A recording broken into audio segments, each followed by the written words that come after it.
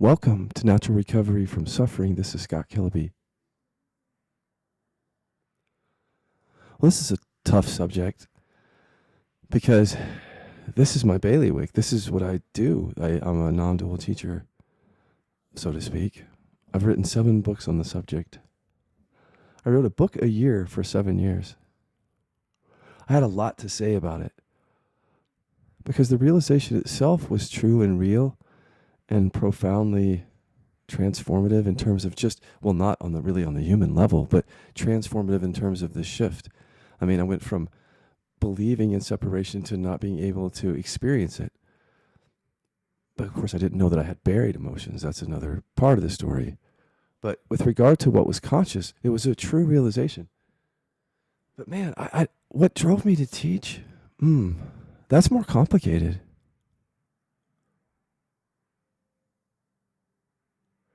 That's not really black and white for me. If I were to be really honest, and I want to be, is I think I know I did, created being a teacher so that I wouldn't have to deal with the buried emotions.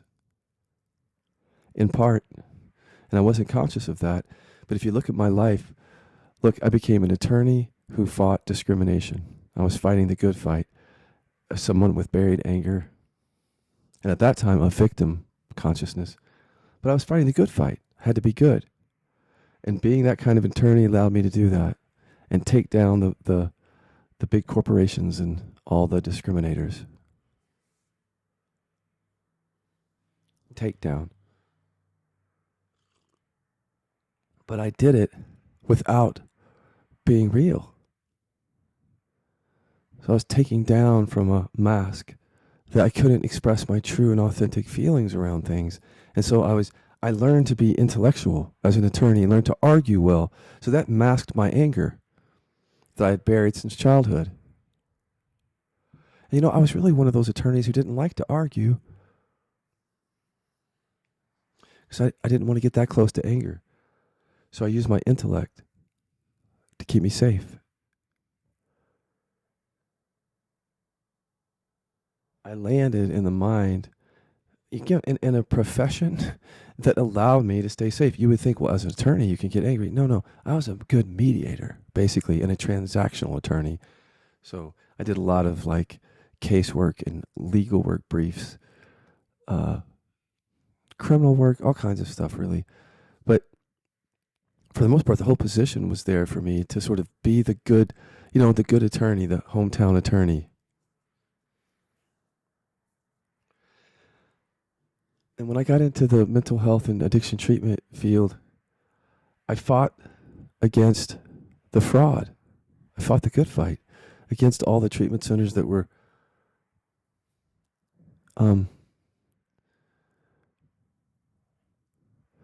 paying people to relapse. It's awful. And I couldn't access my anger. So I took them on in a certain way that was like takedown energy from that same sort of ego mask, where I wasn't able to process my own anger, and my position in the world was coming from that. And then I became a teacher, and there, after having that shift or that realization, I didn't think I had any of that sort of unprocessed stuff, because in my direct experience, I didn't see anything. There was just a lot of peace. And chronic pain, as you know, which carried anger repression. But I slid right into the teacher thing, into a role that protected me from really feeling the anger. I mean, what non-dual teacher gets angry? Maybe a couple, Nisargadatta, but a few others. But you're not supposed to. And I slid right into this because it protected me from actually having to be real and also having to actually let you guys know anything about me. I didn't have to be transparent as a teacher, and I hid in that. And I've told you guys that story before.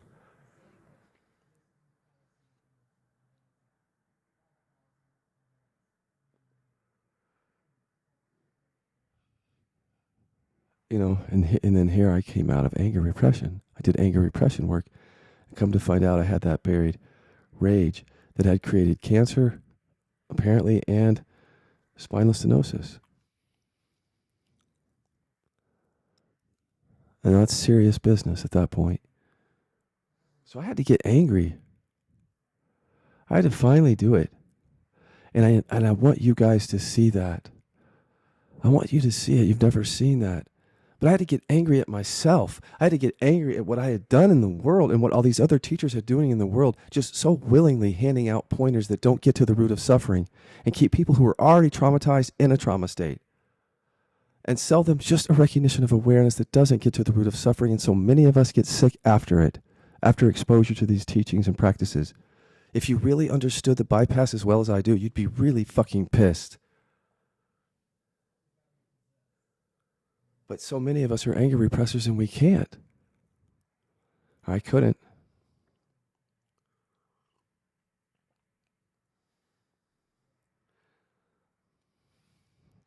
We have to take down the powers that be, but we are the powers that be. That's the ultimate message here. So we have to take ourselves down. I've had to take myself down. And what that means for an anger repressor is I had to get real. I had to stop being fake in the world. I had to take that down.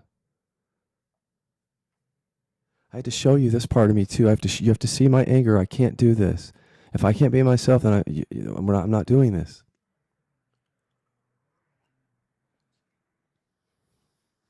But there are bigger lessons here for us than other than there's a bunch of bypass in spirituality and non-duality, and there is. It's massive.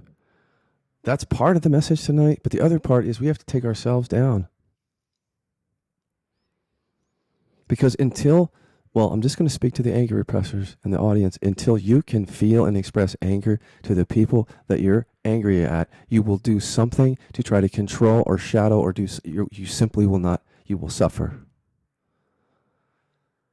And that's just a hard fact. It's a hard reality to learn when you're an anger repressor, that you're going to suffer until you can be real, and being real scares the shit out of you. And the same for sadness and hurt repressors. If you don't get to that, you're going to suffer, and you know it. You've been around this work to know you know it.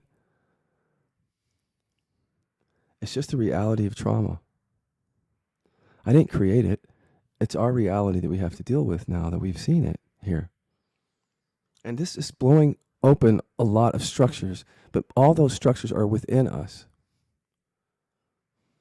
I recently released a podcast in which I had to own my own narcissism in order to take myself down. Because anger repressors have narcissism. We just don't realize it. It's covert. It's just what it is, but we shadow a lot of that shit out to other people.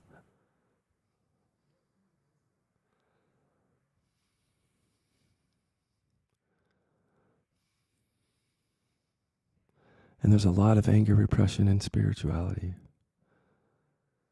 But when so many people are unconscious to that, then to talk about it, you can become the bad guy. But see, if you're an anger repressor, you don't want to be the bad guy. I didn't want to be the bad guy. I didn't want to let you see this side of me. I didn't want you to see the side that actually healed, because that's the side that, well, in order to heal, I had to become conscious of my anger. And that's just not a part of the story that people necessarily want to hear. They want to make a bypass around that. I get it. I did too. It doesn't work. We have science to show it now. We have enough direct experience and inquiry to show what the root of suffering is. We don't have to rely on anybody else. We have skills and tools to show it to us within ourselves. We can see that everything that in every way that we're suffering in our lives, it comes down to trauma and emotional repression if we're ready to see it. And if we're not, there you go. You can call it something else. It's the unconsciousness in your body.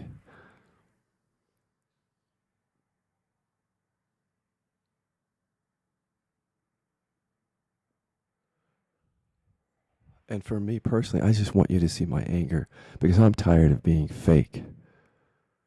And so once you see that, what you'll see is that sits and is situated within a full spectrum of stuff for me. That's not who I am either. But you have to see that part of me. Otherwise, I'm just orchestrating a huge lie in the world, and so is everybody else who's doing it.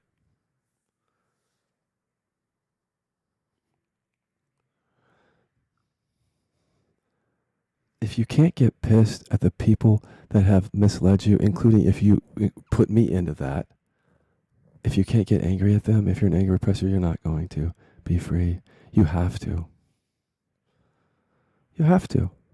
Or hurt if you can't, because we're transferring the hurt and anger from childhood to the people who are trying to help us. We have to acknowledge that. We can't just live in the positive shadows of the people that are helping and making us feel better. We have to look at the pain and the hurt that isn't met. We have to look at how we have shadows back and forth. What I said this year is going to be the year of we space development, because we have to see that this is each of us in every relationship are contributing in authenticity and therefore suffering. But if each of us doesn't make the point to be transparent about that, we're always going to continue suffering. We have to get over the idea that anger is wrong because it's a natural emotion. And if you think about it this way, if you can't, many of you who are empaths, like me, when you were a kid, you didn't have anger available to you. Now think about what that does to a person's life. You have to avoid people, disconnect, get away from the groups, go be alone. And all the while is because we think we're sensitive. We are. But we're also, many of us, bearing anger. So we're trying to get away from those situations, people, and relationships in which that anger might come up. And so we're disconnecting. And many of us find our way to spirituality as empaths and sensitive people. And sometimes we tell ourselves that these are our identities, this is who we are, when actually we have trauma that isn't being addressed necessarily. And we might even tell ourselves stories that really reinforce the repression. The spiritual stories and even the empath stories or the I'm sensitive stories or whatever we buy into that keeps us from opening to the pain that brought us here. And I'm telling you, freedom also will not look like you think it's going to look like.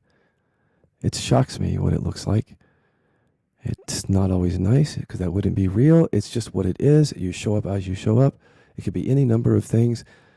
Think about it. That's what being real is. And I think we have a lot of ideas about freedom that just have to go, or we're not going to get well for those of us who are now diseased from the repression.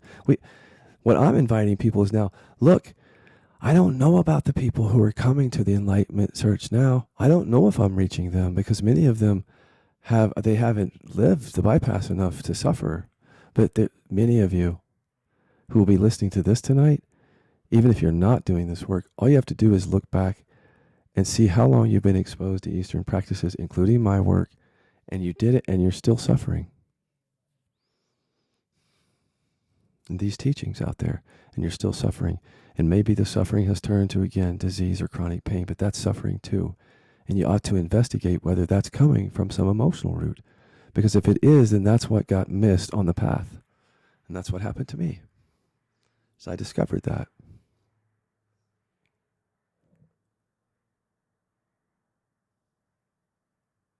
But this cannot be just about me saying non-duality, your house is on fire, and pointing the finger outward. That is actually just not even that interesting to me. I've had to take a real long and hard look at why I'm even here as a teacher and whether I'm here for the right reasons, frankly. And I don't get much out of pointing out that there is a bypass out there, because frankly, if people want to suffer or get diseases by not going deep enough in spirituality, that's for them to experience. Just like I did. And sometimes we just have to. We have to get really sick and either die or go the route of whatever, but miss the emotional route. Some of us will have to and learn the lesson that way. I've seen that. That's sometimes, for some of us, will be the only way. And so I just realized my job is kind of done, actually, in terms of pointing that out. I was pointing that out for you guys. Because I thought if I could just help one person not get sick from having a sort of a false confidence about that from the Eastern teachings and practices, I thought I could help. But as my anger repression is cleared, I don't really have a bone to pick with anybody who on some level still wants to suffer because they're too afraid to open to hurt or sadness or anger. That is not my fight.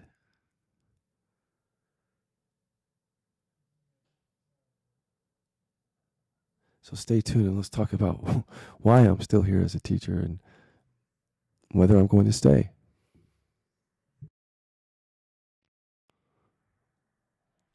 I work with, I've trained so many people, y'all, who are so pissed and so hurt and afraid inside and didn't even know the extent of it until they did this work.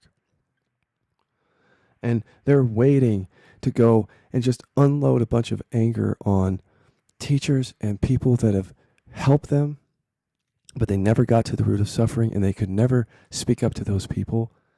And they're finding the courage to do it. And I'm telling you, can do that, and that's part of it. You have to, including getting angry at me, and they do. And sometimes when they start really shadowing it out, I have to get angry back and say, you don't get to just step all over me with this. You still have to process your stuff, just like I did around these other teachers. You still have to. Because if you want to be free, if you don't want to, we can't land there. So yeah, non-duality, your house is on fire. I think people know it that come to this work already. Hopefully you guys will send this podcast to other people who don't know it, who don't understand that there's a massive bypass in the Enlightenment teachings. I mean, there's many of you who know everything that I'm saying is true because you've seen it. It's not about being right, though. You also know that. It's something that we discovered within our own bodies that got missed. It's not about being right, and you guys know it, and I know it. It's about actually helping people. But sometimes I've even questioned whether I want to do that and why I'm really here. Still. Because I don't want fame. I know that for sure. I don't even really want I just want an earnest group of people who want to do this work. And this is kind of a specialty area in terms of if you're really ready to go to the root. And I think I've opened it up too wide. And I don't want to anymore. I want people to really want to do this work. I think that's what they want. And yeah, you got to really want to. And if you don't, not a single soul should be pushing you to do it, including me.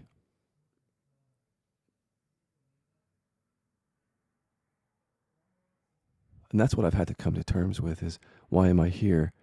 You know, I left being an attorney where I was set to make a lot more money than I make here. But it's not been about money. It's ultimately been about like freedom and helping people. But as I've gone deeper into my own motivations, and I've looked around at other teachers and see them acting in similar ways, I've really had to take a look at a lot.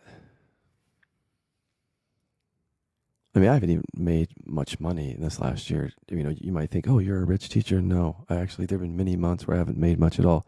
But that's because I created a whole organization and a teaching initially out of repression. And a lot of spiritual organizations are like that. And I'm just now changing that. But no, I'm not over here just filthy rich. I did struggle this last year a little bit because I think that there's just been more integrity in what I'm doing, and I'm saying no more, and to people to get into training. And look, when people come into this work, you have to realize you're tapping into mom and dad anger and hurt. And if people aren't really ready to face that and to face that they're going to transfer it over to me or Dan or somebody here because we're safer than your mom and dad, and you don't realize you're doing that, we got to have people really earnest when that happens so that they're willing to stay in it and realize this is your trauma. And not everybody's cut out for that. And it's just easier to cut and run, of course. But everybody has a right to cut and run.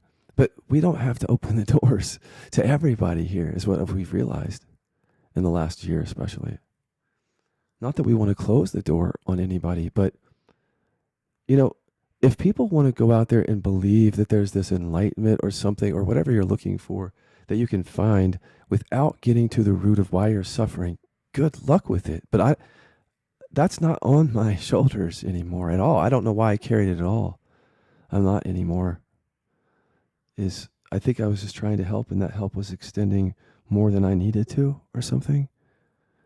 And yeah, so non-duality, your house is on fire, but I think that's a problem for every one of us to deal with individually. It's no longer after this podcast anything that I'm going to even say much. You'll see. That's why I wanted to do it, so you could hear my anger. I wanted you to hear that. definitely, I need to get that expressed so you guys can see that you're going to want to express this. You're feel and express this stuff that you're holding from with your parents, the bullies from childhood, the teachers or the people that have helped you that you're what we call angry at. You were needy, you needed their help, but now you're angry at them. The people that this is just trauma. That's what it is. I don't want to say just trauma, but that's what that is. And in some ways, when someone comes to me and they want help, it's already potentially a trauma bond if we're not really honest with each other up front, like really honest. And through the years, I allowed people to sit and praise me. When I didn't understand where it was coming from, I was like, well, that's nice.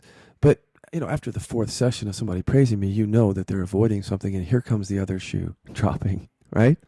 But see, that's just my lack of clarity as a teacher and not understanding that people have trauma. And that sometimes when they're praising you, it's because they're in pain. And they can't feel and express it. So they need help. And they look up to me or over to me for that help. But they're harboring the same thing I was harboring, which is buried anger or hurt. And they don't know it yet until we go deep into this work. And then they hit that. And it's like, fuck.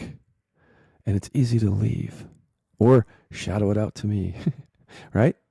Or Dan. I've seen so many people want to take down my colleagues, people who are in trauma and want to take down people who are my colleagues who are now leaders in the community because it's just trauma. I've seen it towards me for years. It's just part of what we do is that, don't feel sorry for us. I'm just saying that I want you to see the whole picture. We're all human here, right? And there's a lot of unprocessed stuff.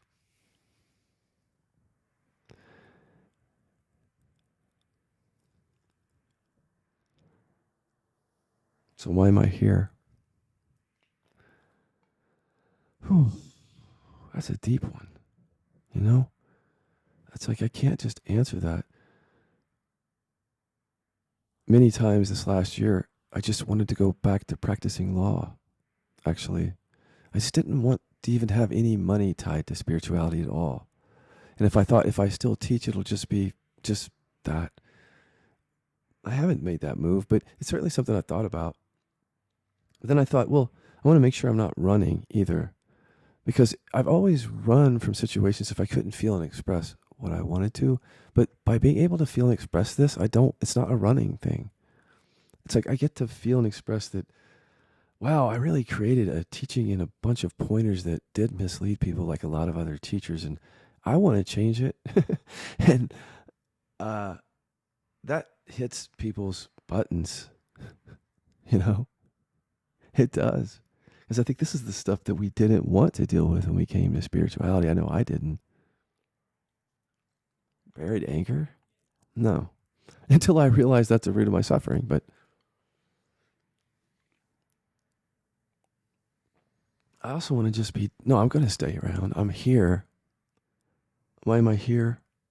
I know I don't want fame. I know I don't care what people think about me. I would like you to see more of me, actually. And you will. All of me. It's not that. It's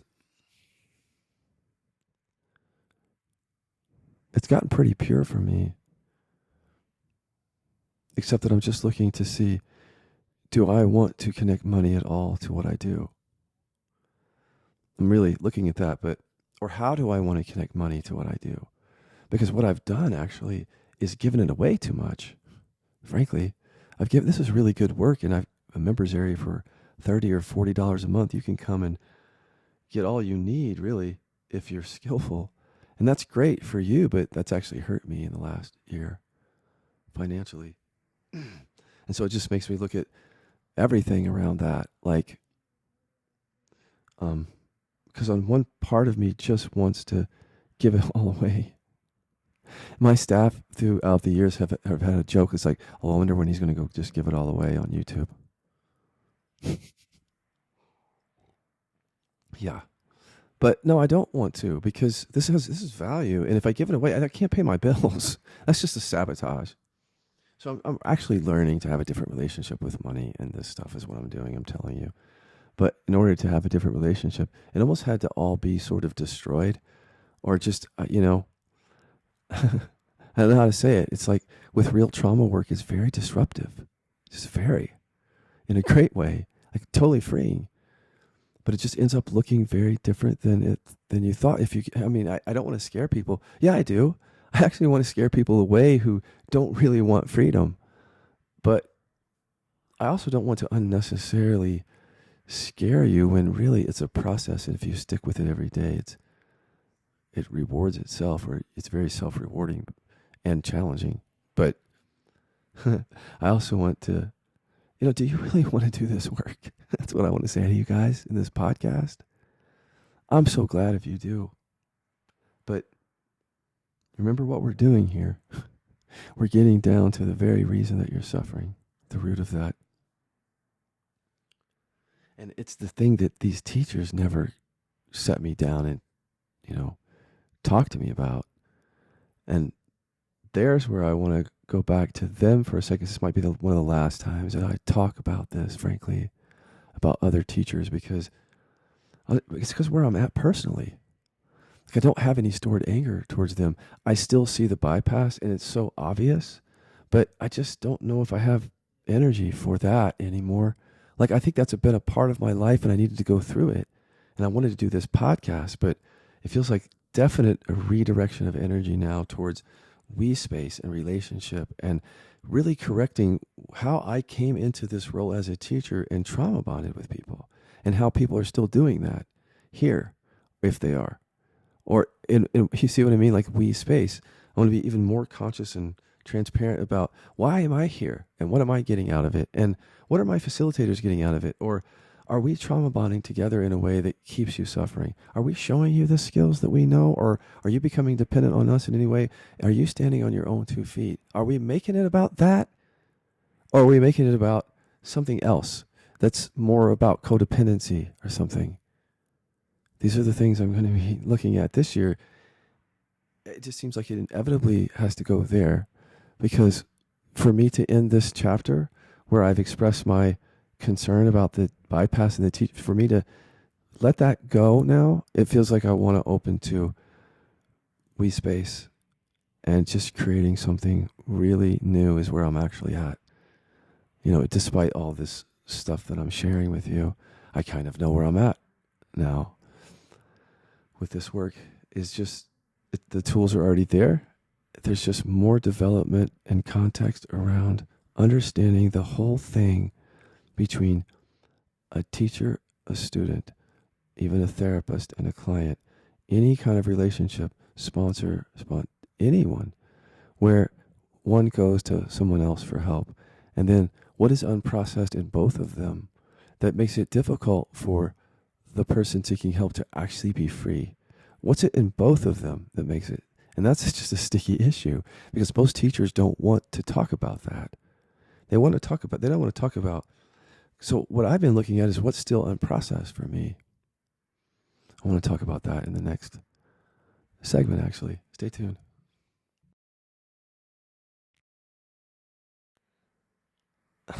Well, what's unprocessed for me would be still discovering my boundaries and experience, because with this work, you open more and more to yourself, to more aspects of yourself and buried emotions. And so you open more and more to experience and people.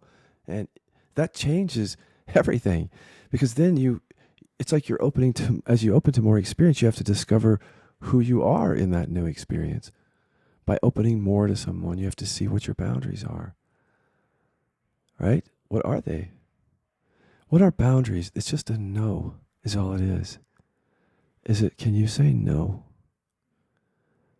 Can you speak that energy? Do you have that power? Or is it all just yes and everything is okay?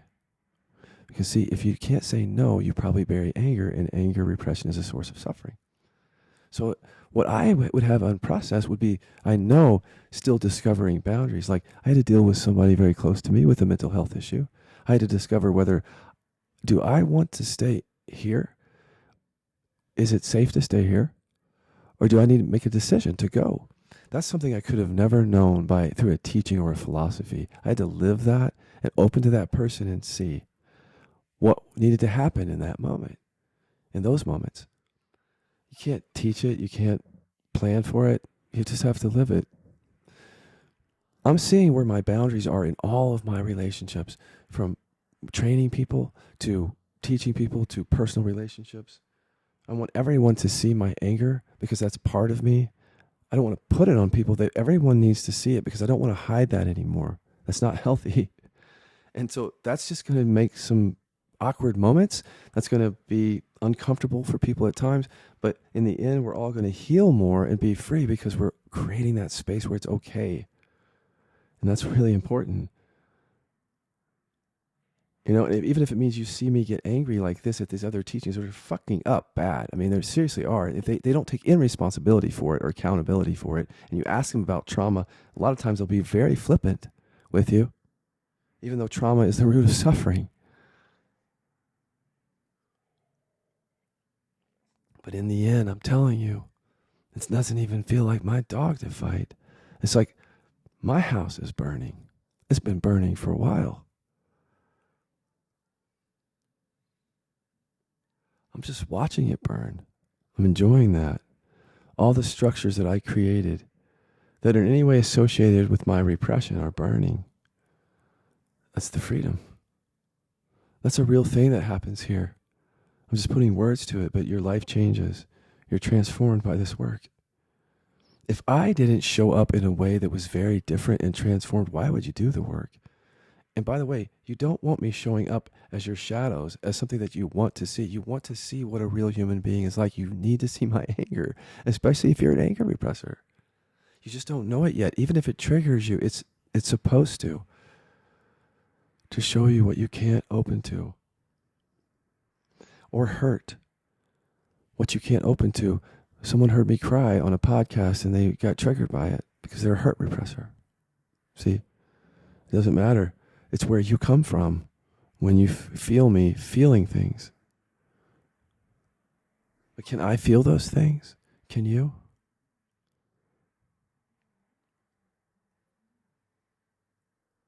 Can we be full spectrum humans, or do we have to just be a certain kind of human? Is that freedom?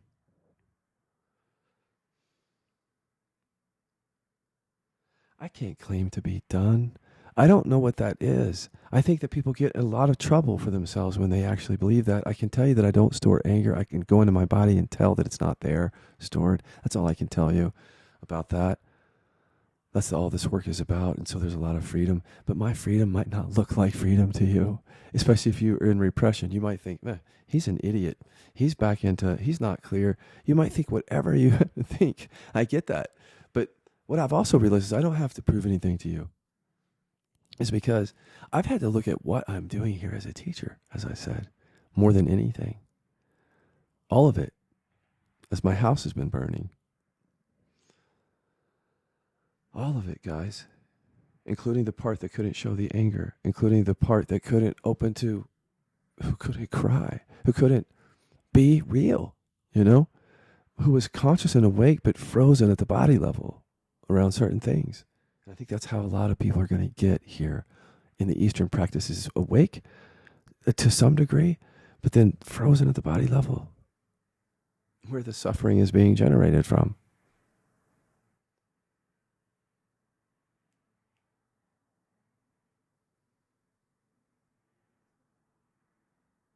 But how is that going to be pretty, thawing that out?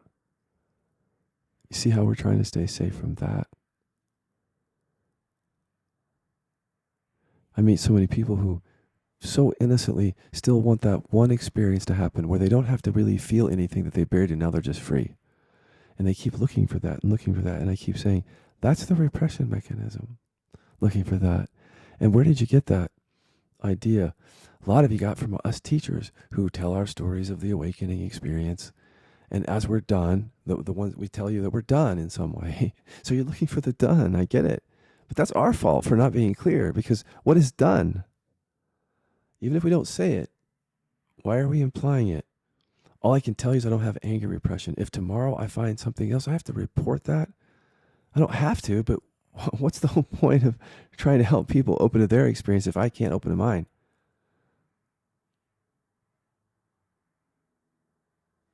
And discovering where my boundaries are, it's discovering my no. It's discovering how willing am I to express how I really feel, really, really feel about something that's true for me. It doesn't have to be identified. It's just how I really feel. Because if I don't express that, then I will be identified with something. Because the suffering comes from the repression. From holding back what's true, we're forced to identify with what's false. You just don't hear a lot of the teachings talk about that. That's my criticism. Where's the trauma talk? Talk about suffering, but not the root of suffering. How do we do that?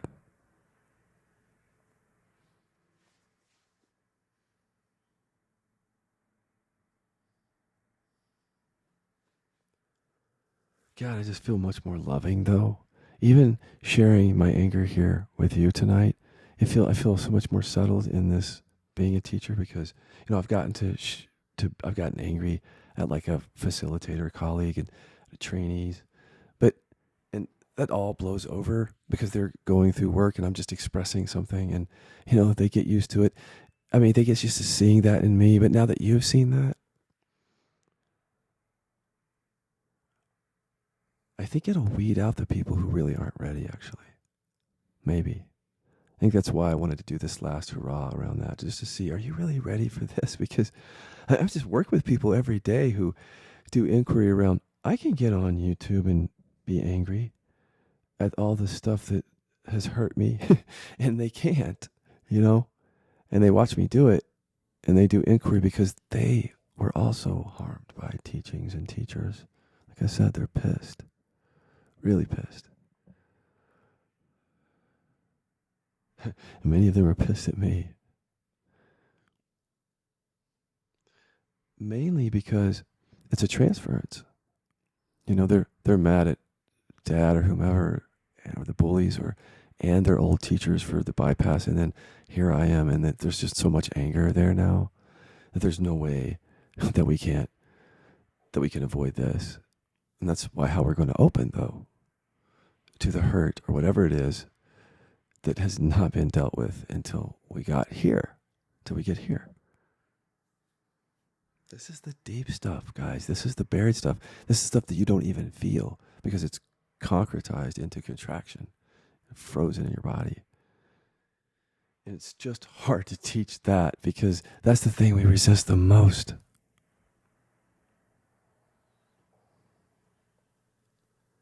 It's the root of suffering.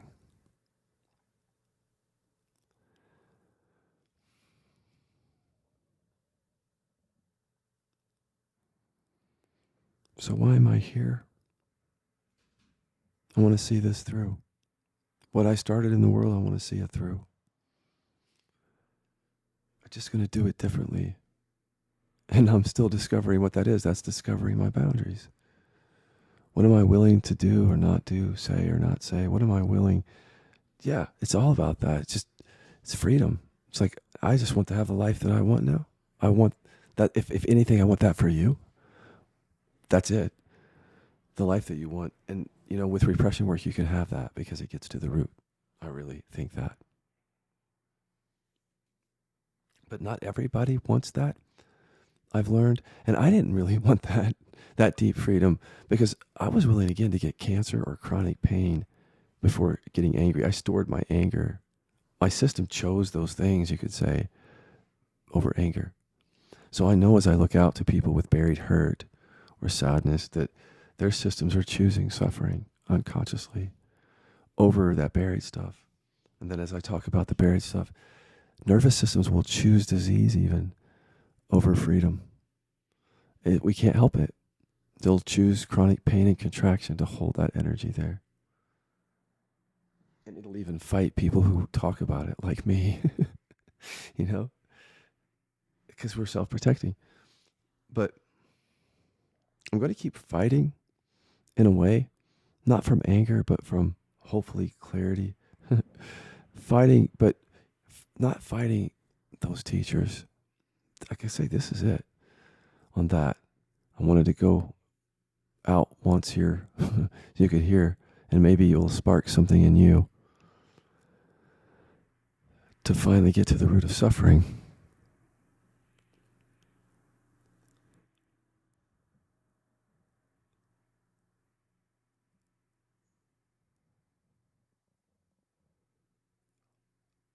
But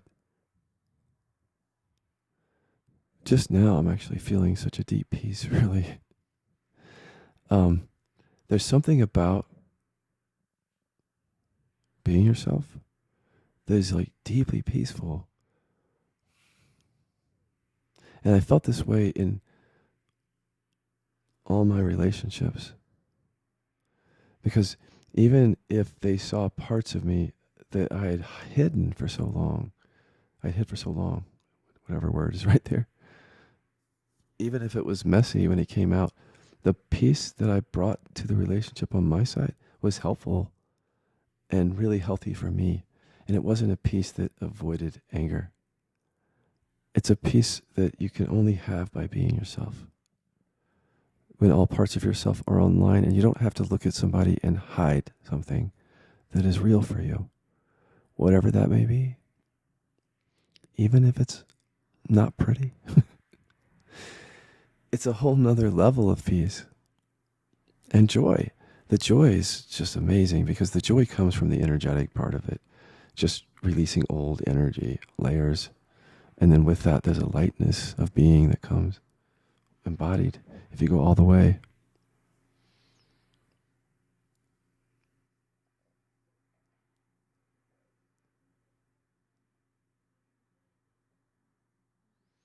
I think this marks the end of something for me, though.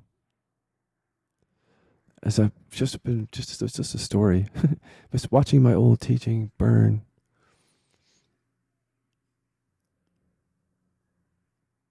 And watching non-duality in some way, I think, is going to become increasingly not relevant for people the more they become trauma informed, actually, unless the non-duality becomes more trauma inclusive. Because we're suffering. And not only are we suffering, but those of us who are teaching us from non-duality, they're still suffering and getting sick. So something has to change big time here, I think. Or it just will not be relevant. So that's what I mean, the house is on fire. Is it a lot of my old pointings just are not relevant to my health. They're actually bad for my health. And they're bad for people's health. They just don't know it. Because it's temporary relief or temporary openness, but without going to the root where the trauma responses are coming from. So it just misses that. And then that continues to create suffering and disease or chronic pain.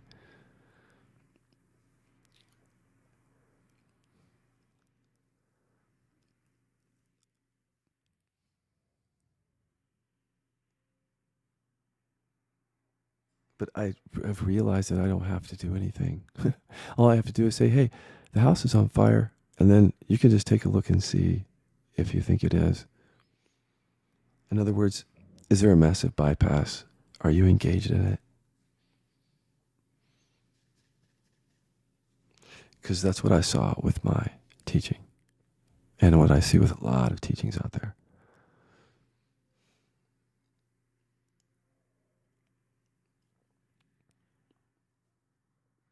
And that freedom really doesn't show up like we teachers show up. It's just still repression. How people are still showing up is still trauma in many cases. And you know, if somebody's really resistant to it, a teacher like me or anybody who's in a position to help people, if we're dismissing the root of suffering, you can pretty much bet we have an agenda behind that. That's not coming from nowhere. For me to dismiss like bodies of literature and scientific studies about the root of suffering being repression and trauma, for me to actually ignore that, I would have to have some agenda behind that to stay safe or whatever, get love, approval, look enlightened, whatever.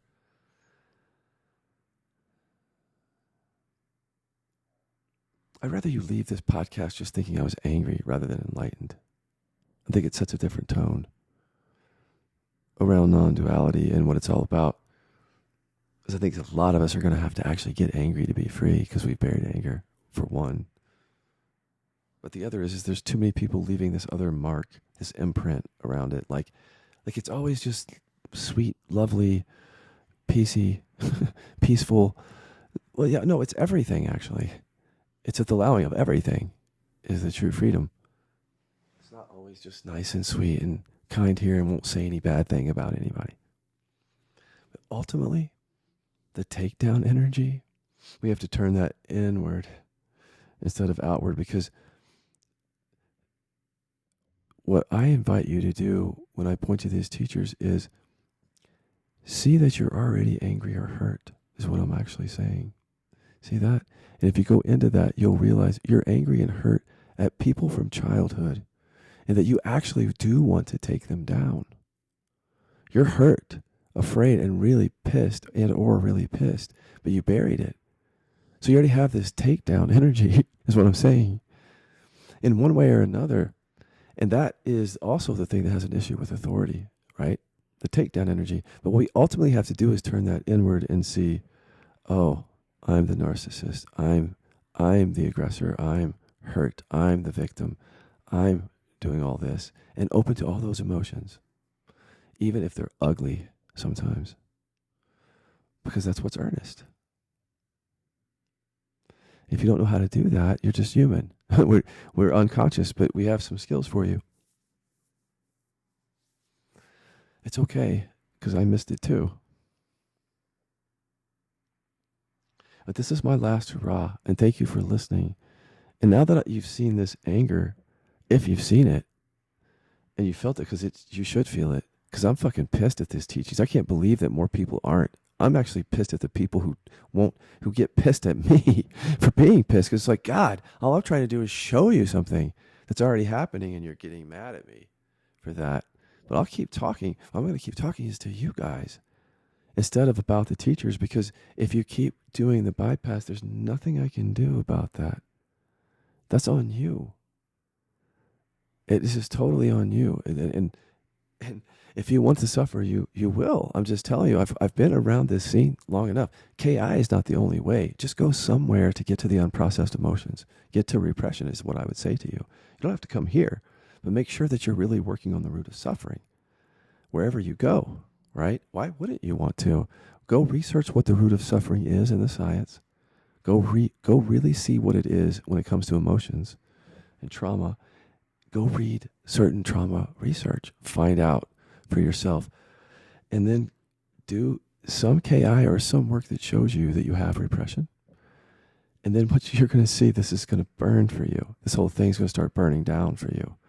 The whole thing. Everything that you were doing will be illuminated, and why you were doing it. From what repression? Everything. Including the methods, practices, and teachings that you were involved with, including my old teaching. You're going to see it all for what it is once you clear out the unprocessed. And you know what I've realized? It all points back to me and, to you, because we created this suffering, because we all wanted to stay safe. That's why we're here, ultimately, is to stay safe and get love, ultimately. At the unconscious level.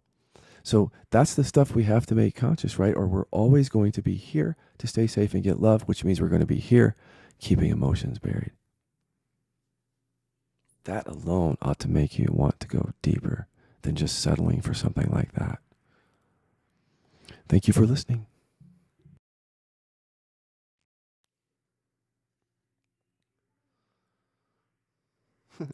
Coming out of anger repression is like coming out of the closet. When I was, being gay and coming out of the closet. Because it's like, is this part of me okay? Can I show you just a little part of me? This little part of me or the little part of this little part of me? Or even a little part of this big part of me? Is that okay? And then showing some of it, and then afterwards, no, that's not okay. And taking that back to inquiry and realizing that's the source of my suffering, thinking that that's not okay. when I had something to say there is all that was. Finally seeing that, but grokking it, embodying it. But that's not been always clean. Sometimes it's just messy. Like I remember getting angry at a colleague, and what I was saying felt true for me, but I'd held it in a little bit too long before that. And there again was the source of my suffering by holding that in. The anger came out. And then the first time I got angry at somebody I was training, it's like, I don't know how that person felt about it initially, but for me, it was like, oh, God, for years, I've just wanted people to see that. I've had to apologize and say, well, whatever was out of line, of course, afterwards, and that how something else was going on for me at the time. But still, being able to show that happened last year. Be able to show that was so important. It's just like, okay, now you see all of me. And that's why I want to do this podcast too, so you could see, because I'm not storing the anger anymore. It just comes when it comes. But I felt inspired to do this podcast so you could see if I can just muster up some of the anger. Hopefully you felt some of it around my own teaching, around these non-dual teachings, to spark you to at least question what you're doing. Even if you don't come to this work, question what you're doing if you want, because I didn't have the tools or the context to question what I was doing as a teacher, Now we have the tools. So I don't want to be quiet about that, obviously.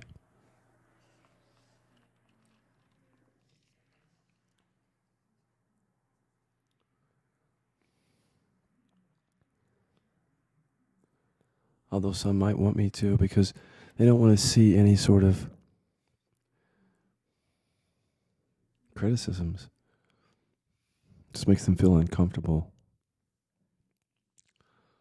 But it's just like coming out of the closet, because that's part of it. It's like that discernment that I could not have before because I couldn't feel and express anger is so important to have, to say no. And so where my unprocessed stuff is still discovering where my boundaries are, where that no is, having somebody close to me with mental health issues and discovering, do I want to stay? Even if the person becomes aggressive, where's my boundary? Where's my no? Can I feel and express that? Do I need to bring more energy to that with anger? These are all things that you can only experience by living. You can't think about them and have a philosophy or a teaching around it. You just have to live and open or not and see why you can't if you can't. It's always fear and self-protection, but that's how we learn. We make that conscious. As I say, you have more experiences with people. As you open more to yourself, you open more to experience. And then as you open more to experience, there's more of a chance of a trigger or feeling something that you wouldn't allow yourself to feel before. Good, bad, or ugly. So then there's more opportunity to discover what you are. So how do we say we're done in that constant, beautiful unfolding? All I can say is I don't have detectable stored anger. Does that mean that I'm a perfect person? I don't even want to be that. I have to be good stuff is what I try to do, and I suffered my whole life trying to be good. And having to be good, coming from the buried anger. I just know it isn't there. But then I might just show up as, of course, like, well, not so good always.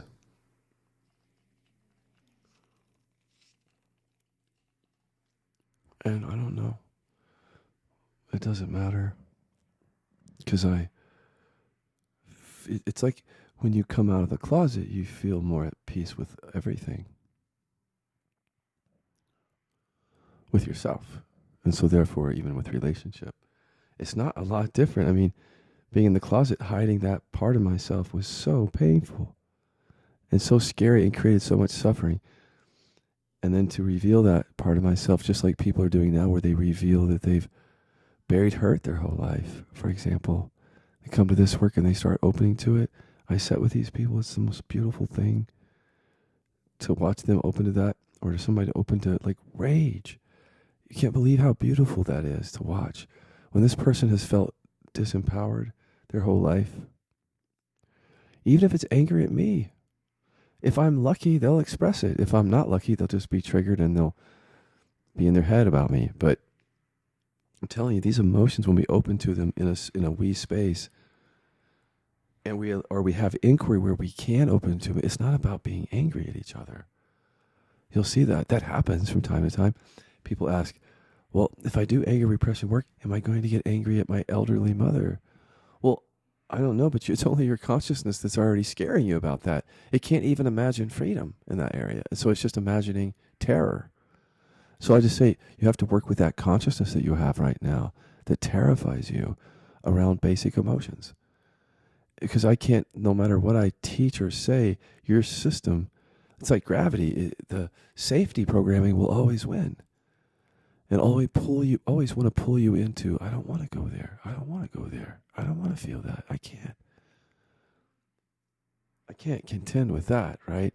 All we can do is point to it and make it conscious, or how to make it conscious, but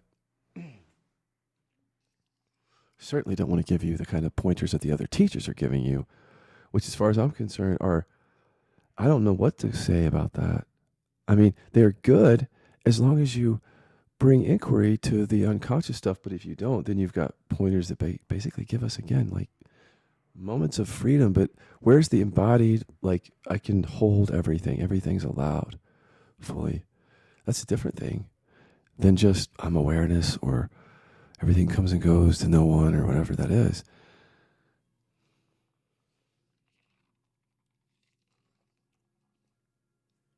Yeah, everything comes and goes to no one. Everything appears to no one, including the anger and the hurt that's buried, though. You got to include that. And that I just want to say that's not that I don't see it included out there, even though it's talked about a lot of places. It's not, but that's not really my job going forward to point that out. I feel I'm not even going to retract any of my statements about the anger repressing teachers. I've had enough time to process. I'm only retracting the statement about Bentinho because it came from, I have to be good and you're bad. I don't even know what he's doing, but that wasn't about him. It's just like anything. When you don't really get to know people, you make assumptions and you listen to other people's rumors. But the only way I'm going to get to know Bentinho is if I sit and talk to him. And the first thing I would say is, I'm sorry for shadowing shit on you that had nothing to do with you. It doesn't mean I agree with what you're doing. I'm just saying that was my stuff. But if I sat down with another teacher who's an anger repressor, I'd say, I don't take back what I said. No, I didn't mention your name like I did Bentinho. I didn't mention your name. But you're doing what I was doing, and I get that. You have to be good. You're the pious person who doesn't ever get angry, and you show up as really great. But like, there's a lot of people that are sick because of teachers like us. There's also a lot of people that are probably sick by following people like Bentinho, because look, any of us, me too, that we're just not getting to the root of suffering. Period. I mean, come on.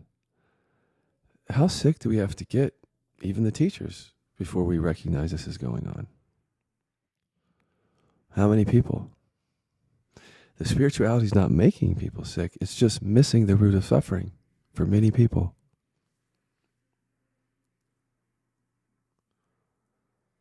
But back to why am I here is why, and why do I care so much? That's the big soul searching that I've had to do in terms of, I know I'm not here for fame. I know that. I know I'm not here to get approval because it's not there. I'm not getting it. Mostly I'm not really getting it, but I don't need it. And, it's just, now I want to see how clean is my relationship with money and the work. I want to just look at that even more because, I could have made a lot more money as an attorney. I've actually struggled some financially, even the last year as a teacher. I just want to look and see if I'm sabotaging things. I may have said that before. I want to look at the members area and see, is there anything there that it's not valuing the work and what we're doing here. I think that's really important, to create a space that values what we're doing, because this is really serious work. And I don't want to allow a lot of people into training anymore, frankly. So I'm willing to give up any of that and all of that income and to be a lot pickier. And why is that? because I think it takes a sort of a different kind of person to be a facilitator of this work or a mentor, because you actually have to go kind of all the way with it. You don't have to, but what would be the point if you didn't? And because there's no end, you're always open. And that's one of the things you would find if you became a facilitator. One of the requirements is you have to stay open to process and your own stuff. And yeah, I mean, that's just what we do. I mean, in my circle of facilitators, we speak very openly about our own stuff, very openly. And it's beautiful, and it makes for a really beautiful, even professional relationship. But but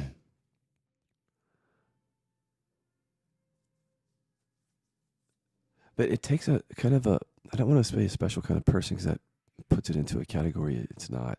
But it takes a certain kind of person who, when they want to suffer, when their conditioning just wants to suffer, there's something in there, whether it's consciousness or some desire to be free or desire not to just create more patterns of suffering, takes a look at something and it goes right to the root every time and is willing to do that. And there's so many reasons not to stay safe and to get love and approval. There's just so many reasons. We get so rewarded by not really going all the way with it. Rewarded socially, and people might like us more, or we're going to suffer, of course, because that's the root of suffering. But we might be getting enough social rewards, or we might not be sick enough yet, or the pain is not bad enough yet for some of us.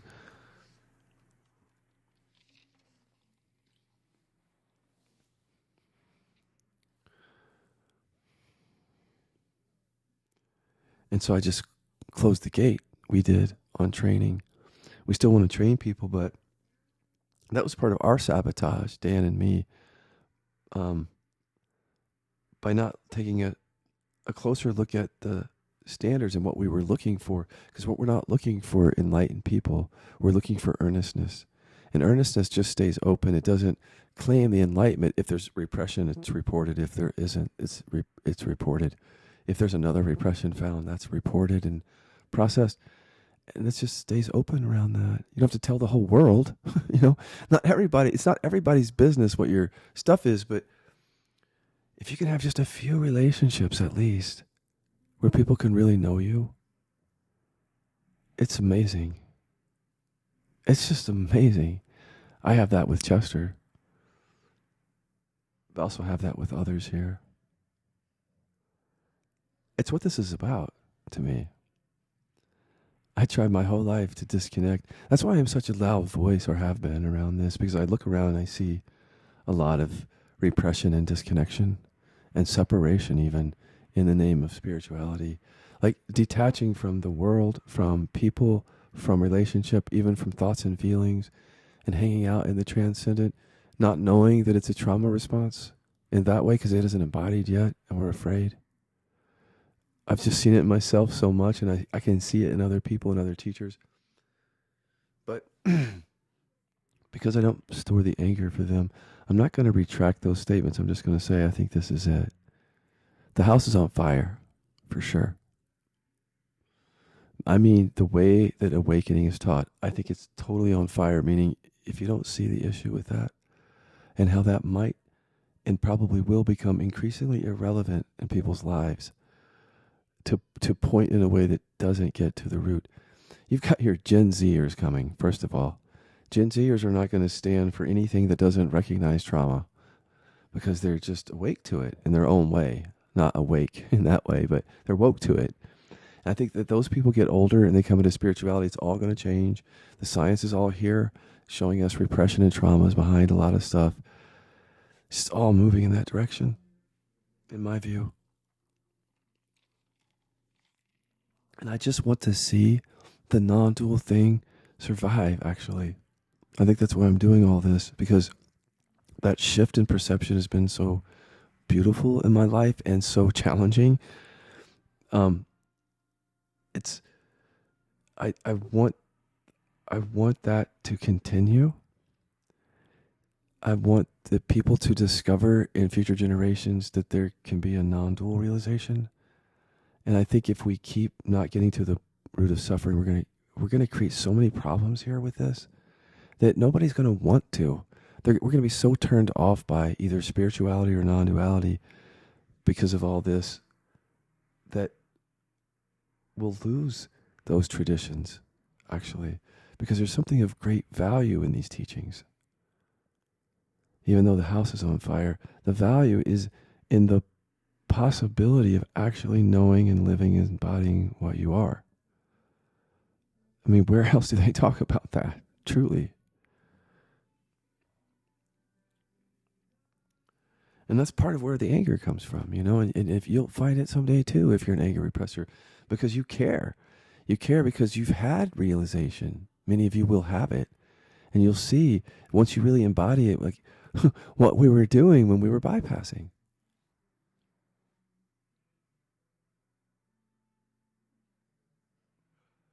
And then we get to keep the non-dual.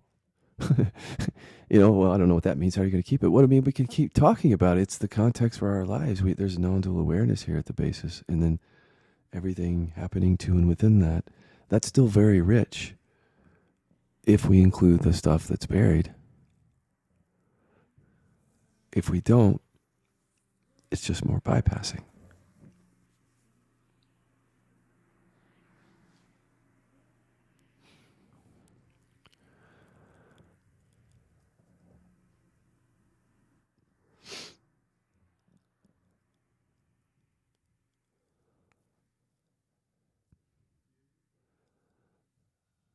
I think they're just going to be growing pains.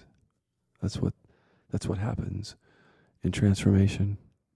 It isn't all love, light, and bliss. It's real transformation is so different than that. And in fact, the love, light, and bliss can be the way that we're hiding from that. There is love, light, bliss. There's joy. That's the word that I'm using. Is just joy and enthusiasm in the flow of life when it's embodied, when presence is embodied. But it just isn't how. I think that's one of the messages too. Again, for tonight, is it just isn't how I thought it was going to look.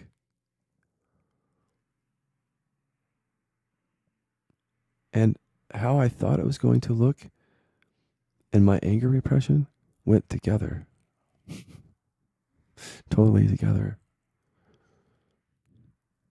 I couldn't see that.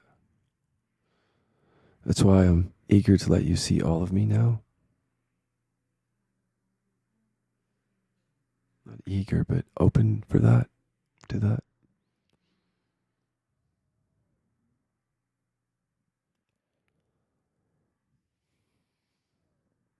Even if it triggers you, like when I cry, that triggers the hurt repressors and they tell me. Or I get angry and that triggers the anger repressors and they don't tell me. They don't tell me. Or they do, but they won't get angry, even though they are.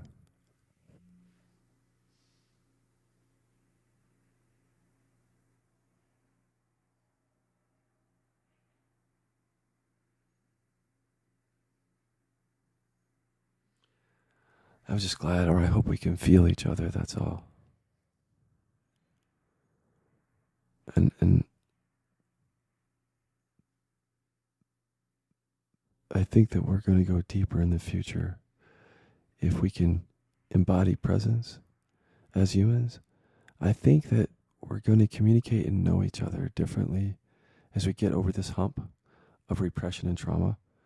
It's not going to look like we thought it would. That's what I have to say. It's going to look different. We have to feel some shit. But then when we get on the other side of that and we get over the fact that anger and hurt and fear has been here or is here and it's welcomed fully, there will be another way that will relate to each other. I can't know exactly what's going to look like, but you know it too, because evolution of consciousness is real. Like as we, the unconsciousness is seen through, that changes things. And how deep can we go with that? We don't even know, because our consciousness can't imagine it.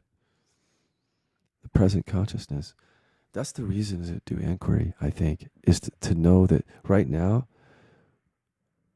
in terms of what my unconsciousness is or yours, all we can do, I think, is be earnest and look again if we suffer or if there's suffering being created in some way. And what I'm noticing now is because just becoming aware that we all unconsciously create, I've unconsciously created my suffering. That as soon as I've seen it happening in the future, in the past, I just go straight into the anger, whether it's with somebody or by myself, and making it conscious, and then everything changes.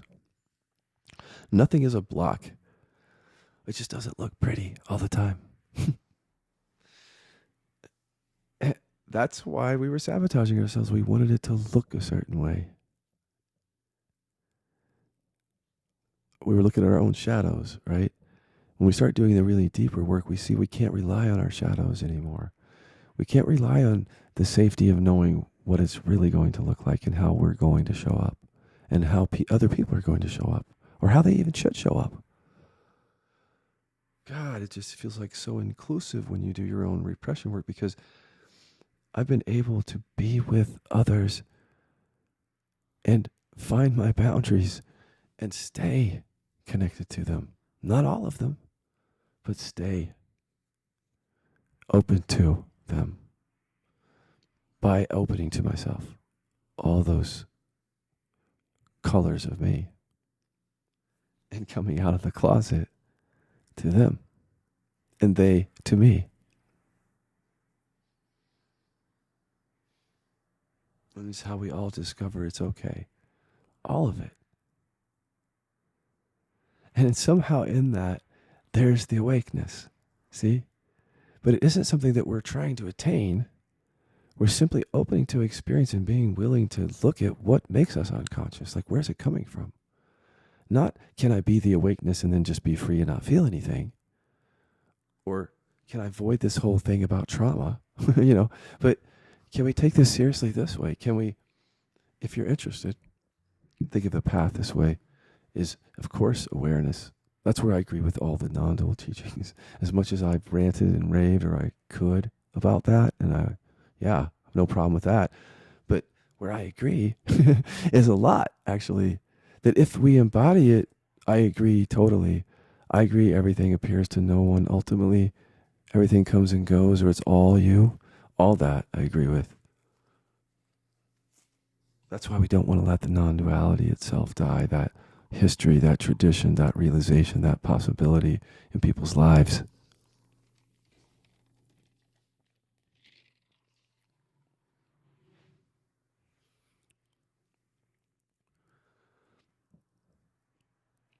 I agree with Rumi, but I agree from the heart.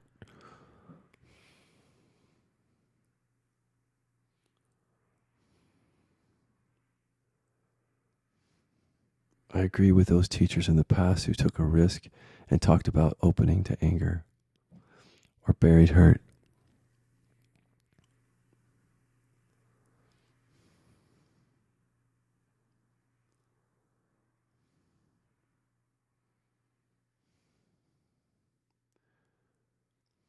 I agree with those teachers who say that awakening is really a process.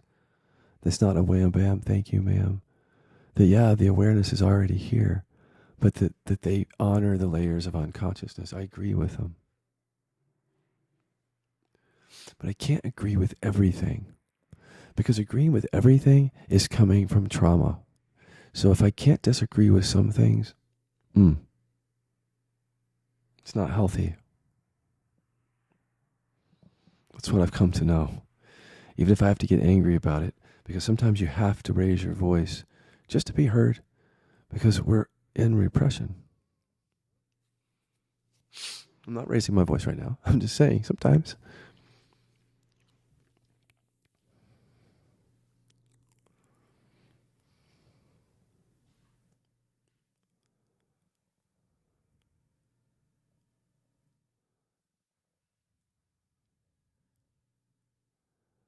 This is a beautiful thing.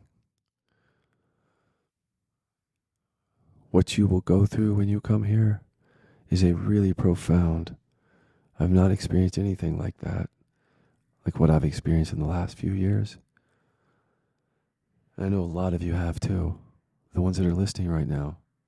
I also know there's a lot of people listening who have been shaking their head up and down as I've been sharing. They see the bypass, they're angry, they're hurt, But they're processing their own stuff, though. They're not just going to, yeah, they might yell and scream about it, but they know it's ultimately about them. You're just nodding your head up and down. I know, because I talk to you. There are some of you out there that you're not. That's okay. You should get angry. You should get hurt. You should find out where the source of the trigger is if you don't agree with me. Like, really go for it. If you really want to go for it, if I'm rubbing you the wrong way, use that.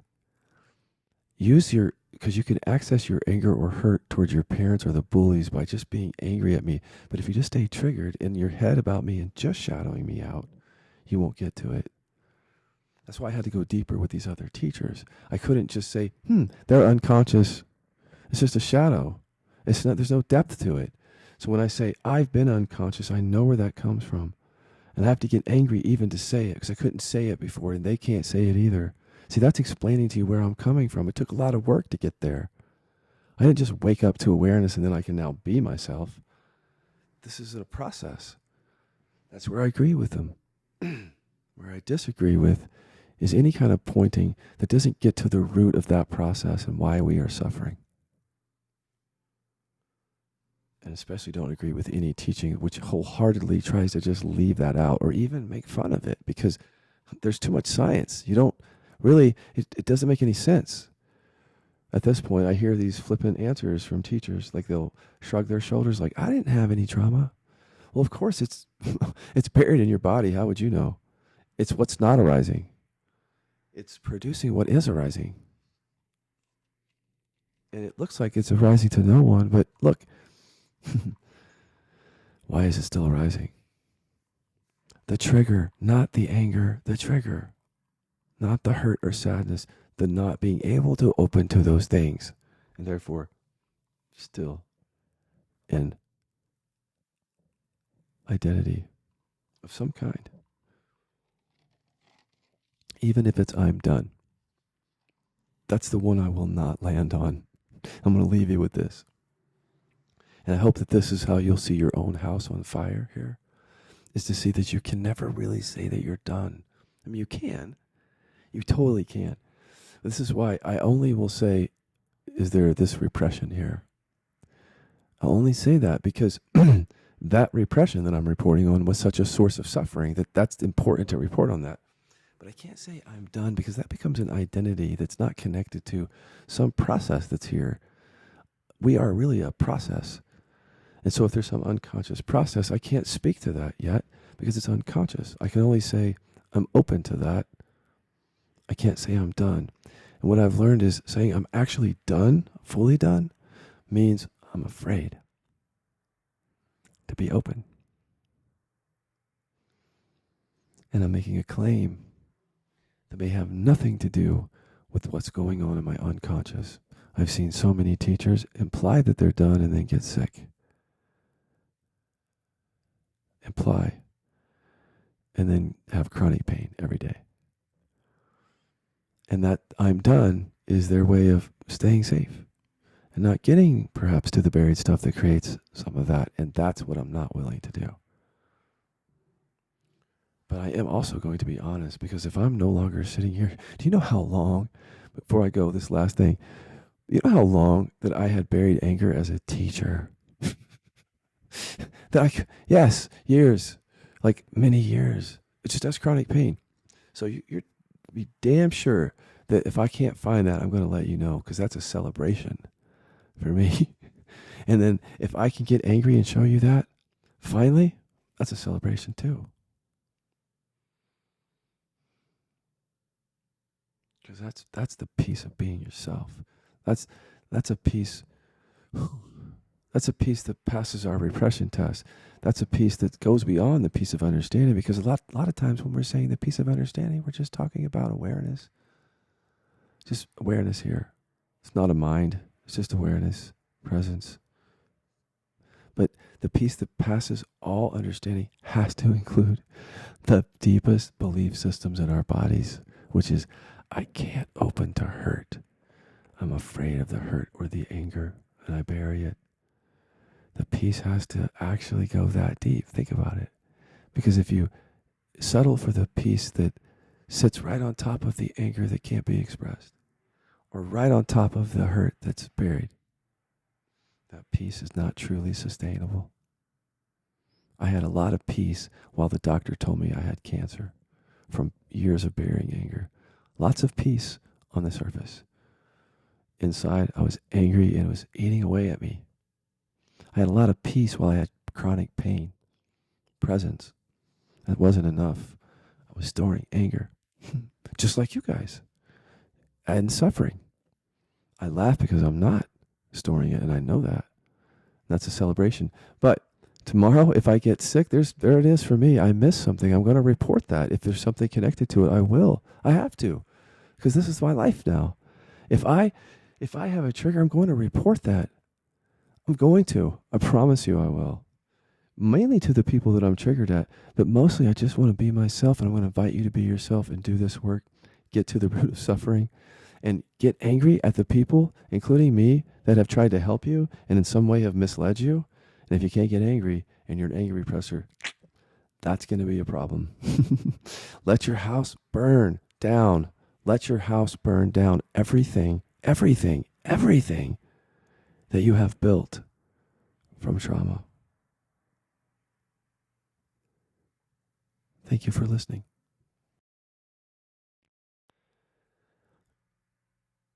Nobody, when I was seeking enlightenment, nobody told me my house is on fire. They didn't tell me it was driven by my anger repression. And yeah, no teacher sat me down or even pointed to that. And when I was a teacher for 10 years and guiding people with the same pointers that other teachers had been using and guiding people away from the root of suffering and their buried stuff, I didn't know my house was on fire, and nobody said it.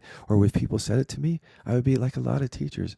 I would sort of just scoff it off or give a flippant answer around trauma or something. It's just really gaslight people. And that's one of my biggest beefs with non-dual teachers, is how they gaslight people who have legitimate questions about trauma and where suffering really comes from.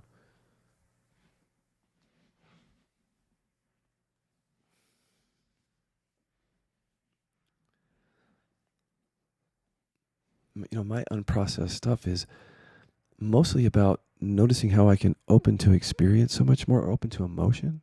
Therefore, I can open to experience more in life in just so many different ways, even teaching differently, relating differently to my partner, to my friends, everything. So there's more opportunity to see what is here that's unprocessed. But I don't want to say I'm done, because then I rob myself of those opportunities to process that and come share that with you. That to me is the way I want to teach. I don't want to say I'm done.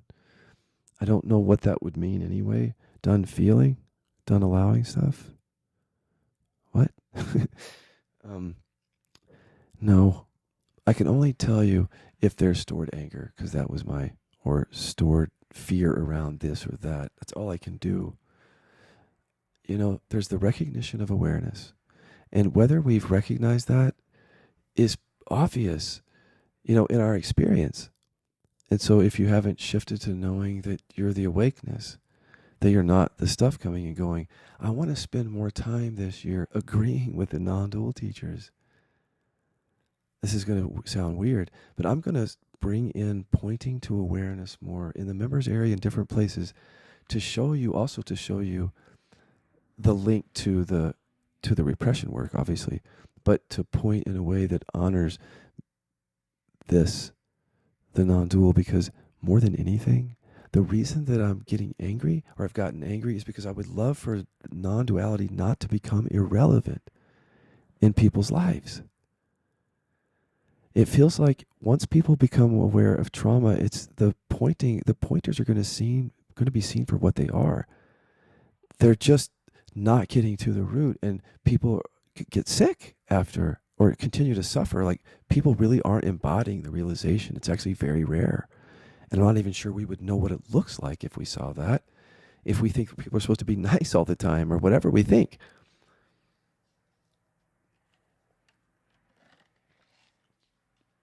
But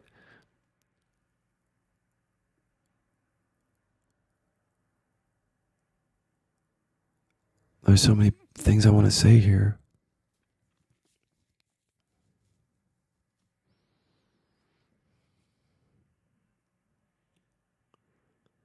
It's like coming out of the closet. It's a lot like when I was gay and I couldn't tell anybody. I couldn't show that part of myself, even though it was such an important part of my authentic self. It's a lot like that with anger. I just, a little bit at a time. I got angry at a colleague. Is that okay? They got angry at me. Is that okay? I got angry at somebody I was training. Is that okay? But then as they see me and I get to see them, something different happens that isn't about, it just isn't about what it used to be about. It's like once you start being real with people in relationship, especially a two-way street, something happens. It's just a different level of communication. But any one of us can stop that along the way, of course, by not wanting to open to what we are, to being afraid of being ourselves. The scariest thing for humans is not really death. It's being yourself while you're alive. Truly being yourself. That's the scariest thing. If you went into your body, you would find it. It's terrifying. If you have buried anger, to be angry and express that anger and let people see that would be terrifying, right? Or hurt or sadness as a repression. See, I think we just have to really see that that's true for us and be honest about it. For us to really, really be free, we have to give up all of our ideas about what it looks like, including that it's going to look peaceful or always peaceful or nice. That's what anger repressors think. And that's what a lot of us teachers who are in anger repression teach it, but we teach it inadvertently by pointing away from anger or downplaying it or calling it something or spiritualizing it or calling it ego or saying it's just an arising or not getting to the buried stuff that creates it.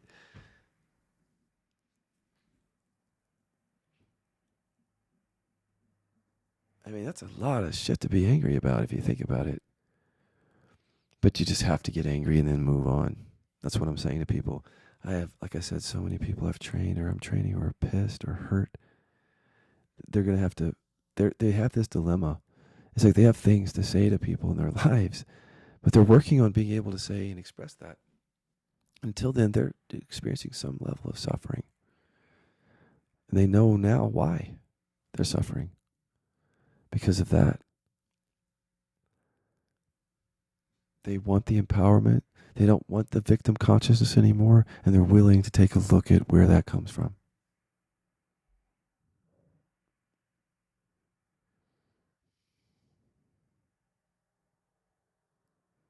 There'll be many people who pick up this work and it's just scary to be yourself, and so you'll stop.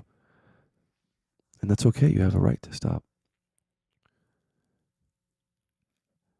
But if I could tell you this about this work, about this particular work, I think it would help you if you could really get this, is that you're supposed to be triggered because you have repression. You're supposed to have shadows and chronic pain and body contraction and whatever suffering. You're supposed to have all that because you have buried emotions. That's how the system works.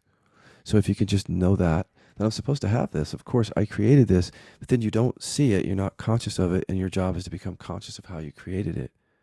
And that is to getting to the repression that creates that suffering and making that conscious. You can see that once you hear that, and you hear that there's a pathway to understanding that and making that conscious, yeah, you might have criticisms of other pathways that they didn't show you that because they didn't know it or whatever other reason they didn't.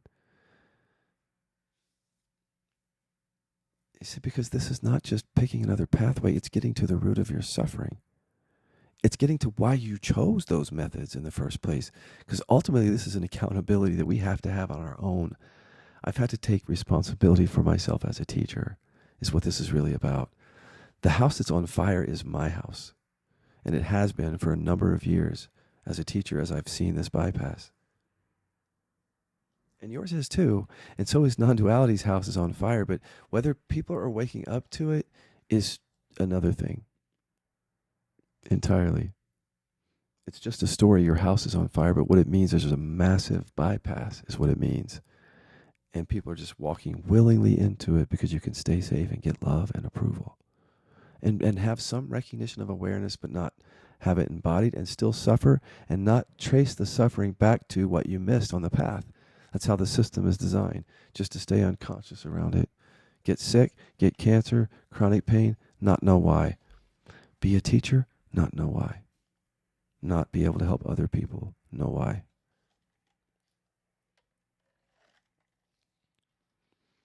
When we tell you to go to therapy when you have repression or trauma, when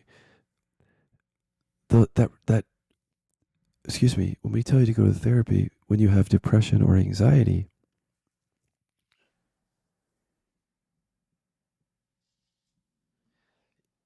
that's us saying that we don't know how to get to the root of suffering.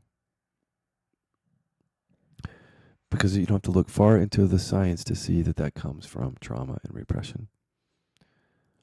You don't have to look far into your body to see that the trauma and repression is there. And it's not hard to see then that the depression and anxiety is coming directly from it. It's all discoverable. So if I don't know that, of course I'm going to tell you I can't help you, or I'm going to downplay trauma, or I'm going to send you to therapy. All those things are true. If I can't help you, those are good things to do.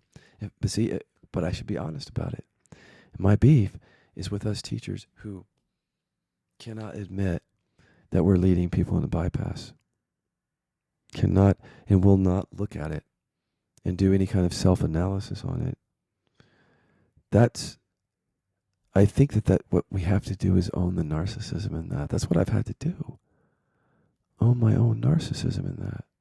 Like, not willing to look at something if I'm benefiting from it in some way, financially or in some other way. Getting love, staying safe.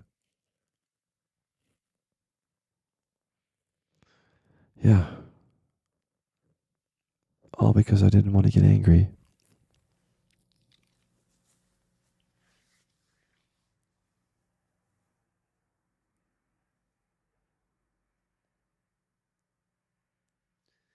So I think some anger is okay, don't you? Every now and then? I think so. I think it's okay, and so is hurt or sadness, especially if they're buried. I think they're really good things to feel and make conscious. Like the best thing you can do, actually.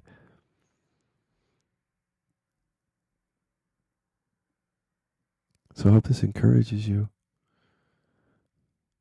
It doesn't scare you away, but if it does, then you probably should be scared away until you're ready for it.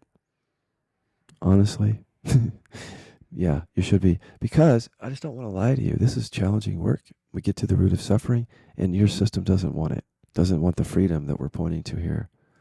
But if you get aligned with that, and you know it from the beginning, and you discover why you don't want freedom, because you're trying to stay safe and get love in this way or that way, then you've got it.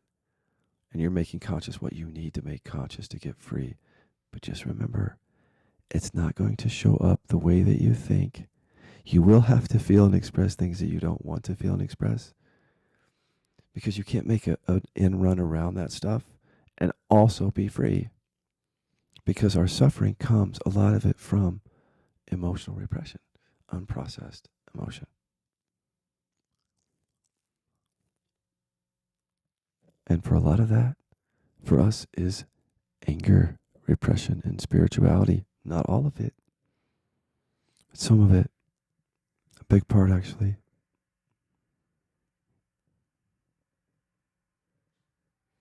These moments where you're listening to me, like, get angry when I say it's a fucking scam to actually point people away from the root of suffering and promise them something that they can't embody that way. You should be pissed off. But that, ultimately, I've found, is it's all a scam. If I'm trying to stay safe and get love with what I'm doing in the world, that's a scam.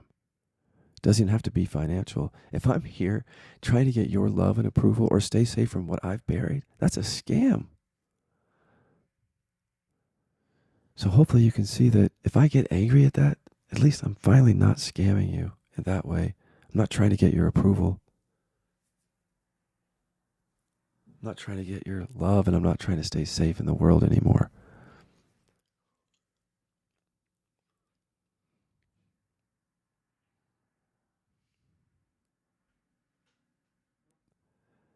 That's the only thing that keeps me teaching, actually, is knowing that I can do it authentically now, even if it's ugly or messy at times.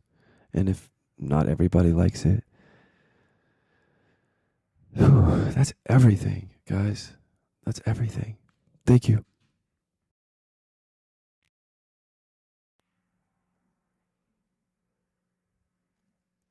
So the stories of non-duality, your house is on fire, or watching it burn, they're just stories, but they're pointing to a consciousness around something.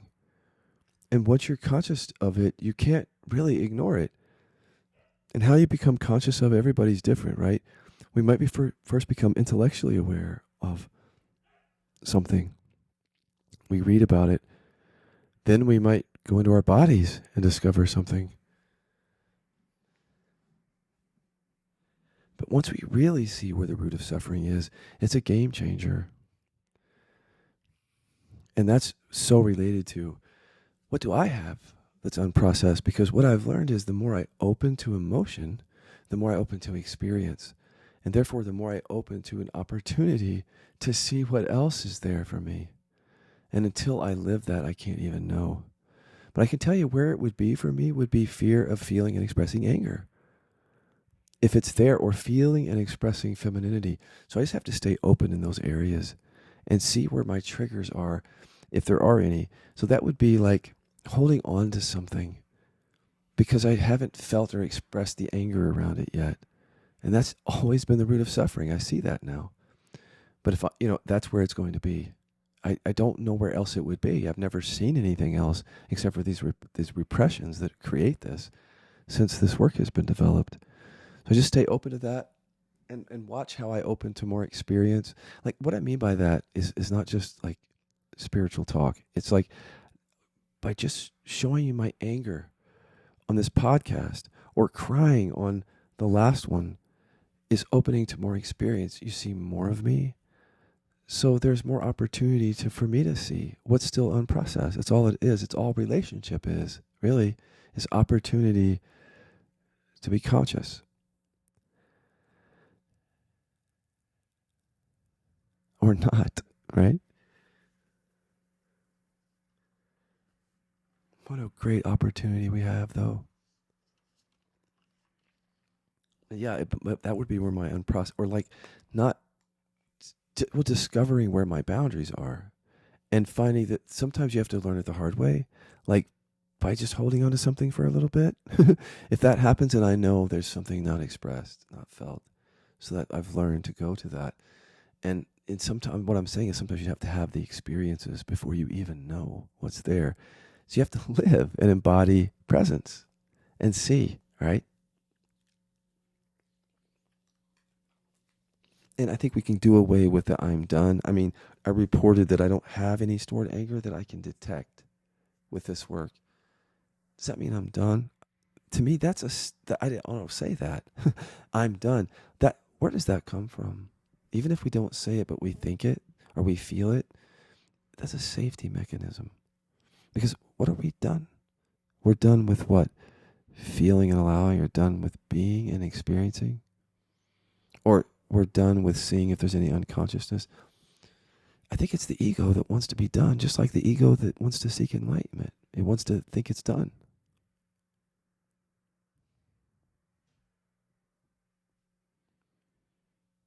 And that's my beef too, but it's a beef with my own teaching. It's like, how the hell can you imply that you're done when you're sick? You got cancer, you got chronic pain. It's like there could be more there. But if you're implying that has nothing to do with unconsciousness, then, well, aren't you getting something out of that? What are you getting out of that? It's more than about what you're getting out of it, teacher. It's about all these people who might also get sick 5 years from now or 10 years from now because they came to you because you don't show anger or hurt or whatever, and they felt safe with that. But then they never got to their buried stuff, so they get sick. See, after a while, you see the responsibility. It's not just there's a bypass. There's also this responsibility to say, this has been my unprocessed stuff that brought this teaching to the world, this non-dual teaching. in part came from unprocessed stuff. Because had I been clear, I would have pointed to the root of suffering, where the trauma is. But I wasn't, and so I didn't. And neither are a lot of other teachers.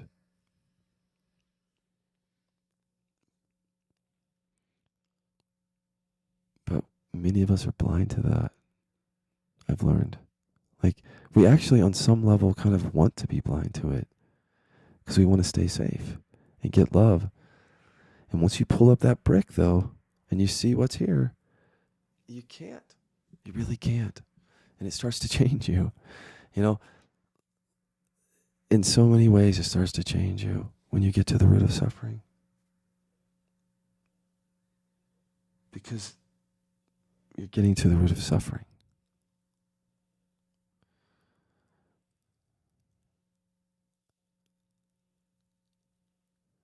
And it is like coming out of the closet when you do real deep somatic work, because you're discovering parts of yourself you didn't even know you had.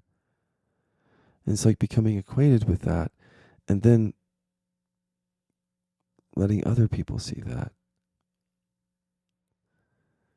when you're ready.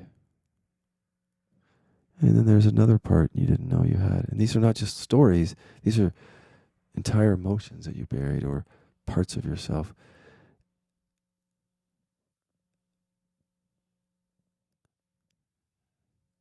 Why would we ever want to be closed to that process of discovery? First of all, why? Where's the motivation to be done coming from? Done feeling, done being, done experiencing. See? Hear it. What if we just stop looking for done and we start just looking for what earnestness looks like? Because if I were to go and pick a teacher now, knowing what I know now, I would want a teacher who will talk to me about what they've processed recently, what they've seen recently, and what their trauma is, and they would show me their blind spots or be open to processing those blind spots. And when they get triggered or they show me a shadow, that they go and they look at that and they come back and that's all I need, is that earnestness from a teacher. Is that transparency and earnestness. Not perfection. I don't need a teacher who doesn't get angry. I would be suspicious if I saw that. I don't want a teacher who just pretends like nothing ever affects them ever, because that's what repression looks like. Is the bland affect, and I'm not affected by anything. And I don't feel anything. I'm dissociated. What's the word? Dissociated, yeah. That's a term I don't use much. But that's there too, dissociation from our experience, from our bodies. And I also think that my criticism has to include that there's a lot of dissociation that's being passed off as non-dual shift. It's actually stuck in emptiness, is like the really dissociated state of presence. But it's not really presence, it's a very self-protective, stuck in awareness. I don't know how to say that. Afraid to come into the body. And it's just, people get there. But what I'm saying is that I have to criticize when people say that that's the realization, because some people are teaching from that, like I was. And so if other people don't speak up and say, no, that's not the realization, that's actually, you're not embodied and you're afraid to feel some stuff like shame or anger or hurt or something. And so you're just there in this place where you think you're done, but it's no. Like, you're afraid to be yourself. Your individual expression is offline. You're stuck in a transcendent trance of some kind. And that's not the realization. That's dissociation of some kind from the body, from emotions.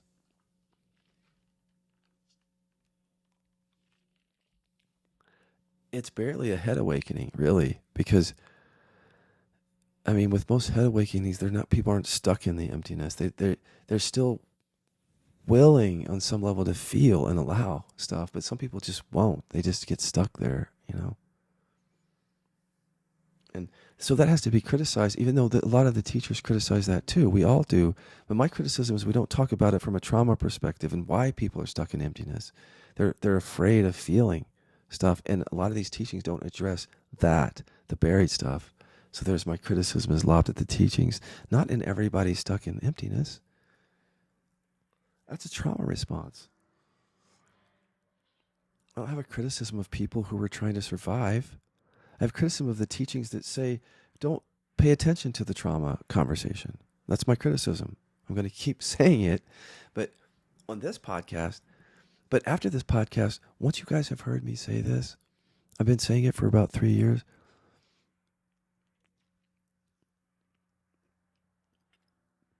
I'm feeling different around it now. This is really the reason for the podcast. I wanted to bring your attention over here so you could see my anger mostly. Like just how ridiculous I feel about this stuff and how outraged I think you should be. But you can't because if you're in anger repression. But that's really why I pulled you here, is just so you could see this part of me. Because I don't want to hide this part of me. I don't want to hide any part of me. And I don't want to show up in a fake way or having to be good or anything like I was doing or like other teachers do. So once you've seen this, then I don't have anything else to say about them. Because I just didn't want to be lumped in with the people who can't be real as teachers, who can't get angry. I just can't. I don't want to be lumped in. It's not me. It's not how I got free. By holding anger back.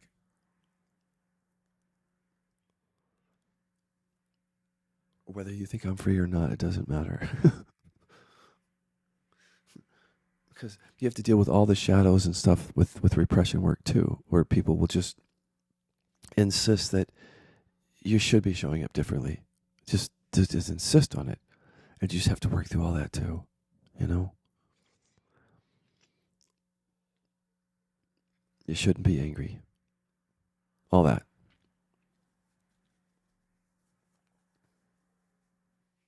You shouldn't say that. All of that.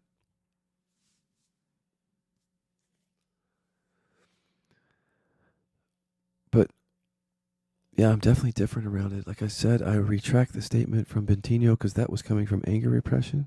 It was the only teacher that I named by name, and it was coming from anger repression. I have to be good, so he's bad. I don't even know what he's doing, really, actually. I was listening to people who were telling me, and I didn't need to do it that way. That's what repression does. It doesn't actually want to know what's going on. It just wants to be good and others be bad. I do not retract my statements about the anger repressing teachers. I didn't name them. I'm not going to sit here and be quiet about that. I haven't been quiet about that. I'm not going to retract those statements because it's not coming from buried anger. I'm not mad at them. It's just something I want to say because I was doing that in the world. And I didn't speak up when I was doing it. And they're not going to speak up while they're doing it. So I'm just speaking up for a while. And you're going to hear me say it. And then I'm going to go quiet on it. And this will be like one of the last opportunities you'll hear me do this. And it's mainly about, I just want you to see my anger. I mean, I was fucking royally pissed at myself and these teachings for what they do in people's lives, for the impact in their lives, in my life. And I was a teacher and am. So yeah, there's been some anger there. But God, that's not where this path ends. All it ends with including that, not being that.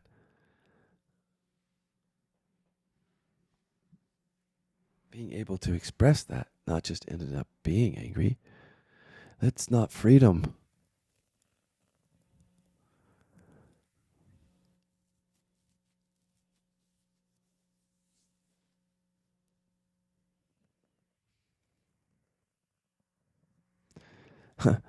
What's coming up for me is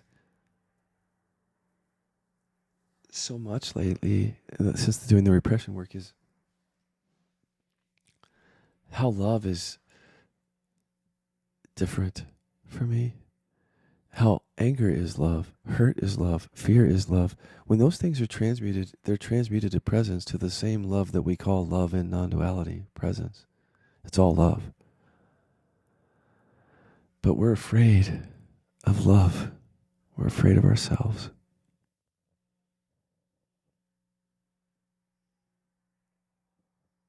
Until we're not anymore. Until we're not afraid of those parts of ourselves. And they're not going to go away until we allow them fully.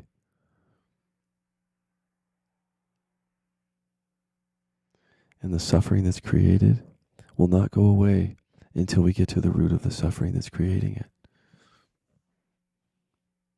Just think about that, how that's just logical. You may have known that before, right? But you're experiencing it now with this work. You know what I'm talking about if you're doing this work. It's so important for all of you to stick to your own experience and stand on your own 2 feet. And how that's going to happen is you're going to have to face what you haven't been open to feel. What you can't even feel. It's now buried. It's contraction. You have to be open to that. Unless you want to suffer. Don't believe me? Come and do our work and you'll see where it's coming from. But if you'll do that, if you'll come out of the closet with that, which just means make the unconscious conscious and start to live with all those parts of yourself online and see what that feels like and see that that's actually what you want, even if it's messy sometimes. Even if I do this podcast and some people don't like the attitude of it, for example, and they're just gone and they never come back, you're still going to want to express yourself because that's what's going to keep you healthy and clear is not to sit and think about what other people are thinking about how you're showing up. Because that's the repression, that's the self-consciousness, the sense of a separate self is constantly monitoring whether you're angry or hurt or how you show up and just showing up, in other words, as you are. And if that's angry, it's angry. If it's hurt, it's hurt. But also earnest because you know that that's important too. Otherwise, we're just dumping our anger on each other. And that happens. In some ways, I've been a punching bag for people. I've had to learn, speaking of my unprocessed stuff, is learning how to just say no and yell sometimes. Stop. Because I'm human too. And it's actually not okay to treat me like shit. And some people think they can do that. Precisely because I'm a teacher, actually. I've had more than one death threat or I'm going to come and dismember you. You know? One must learn one's boundaries in that.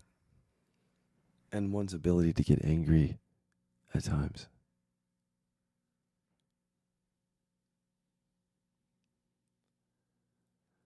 Why did they want to kill me? Because they saw something in me that they didn't like, that they saw in their father or their mother, and they didn't want to go and feel that. So it's easier just to put it on me. But frankly, if you want to kill me, you're not actually putting it on me. You're not dealing with your emotions if you want to kill me. Because you just probably need to get angry at mom and dad or hurt and feel that.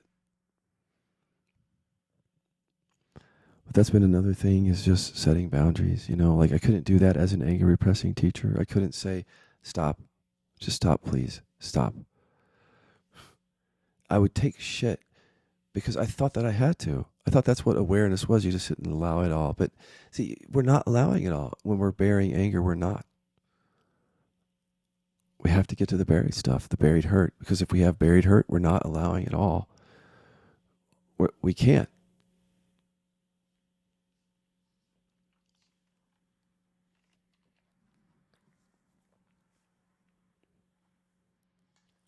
Repression doesn't arise. It's repressed.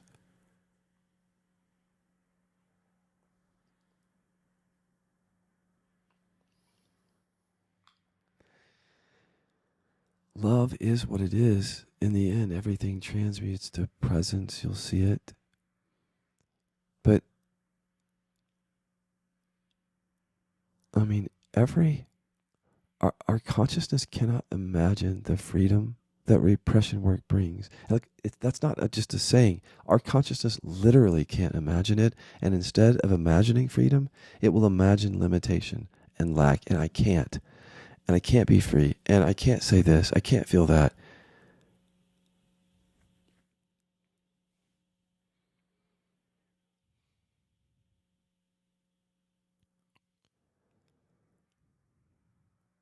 And so even as I talk about the possibility of opening to all these things, I know that there will be some listening who will say, I can't. And maybe even get triggered at me for having a certain attitude or energy around these teachings or whatever. And just dismiss me as, oh, he's got shadows. You have every right to do that. But can you at least get angry then? And process it? Like really feel the anger at me if you have some issue with me. And that's the issue, is that if you can't, you're going to continue suffering. Or if you have a trigger with me, it means you're not opening to something that's buried. Why not take this opportunity, if this bothers you, what I'm saying, to finally get to why you get triggered and you can't open to something?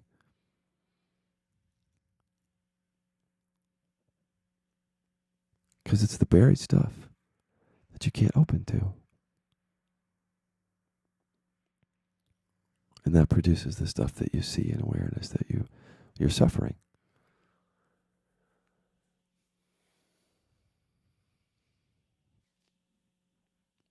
I don't want to talk about love as some sort of like nicey nice thing, though. You know, I didn't even want to talk about it on this podcast because the house is on fire, my God. You know? It's like there's a bunch of angry people who are showing up as not angry in spirituality, and some of them are teaching. Or there's a lot of hurt people who are showing up in spirituality, not able to acknowledge the hurt, following people who also don't acknowledge the hurt, so that everybody can stay safe in that trauma bond. And not many people are talking about it.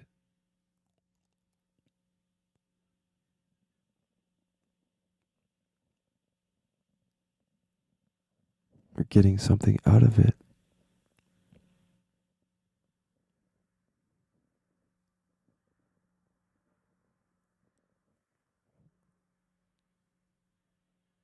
I want to talk about love as some cheesy spiritual thing or a gesture of some kind.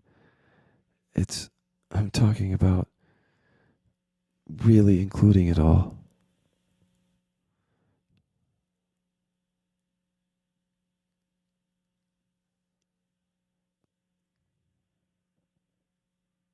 I had no idea that in dealing with somebody close to me who had a mental health issue, someone I love very much, who became aggressive towards me, that only then could I know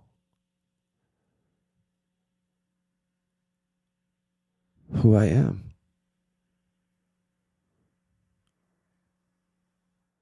How I can show up or how I can't show up. Only then.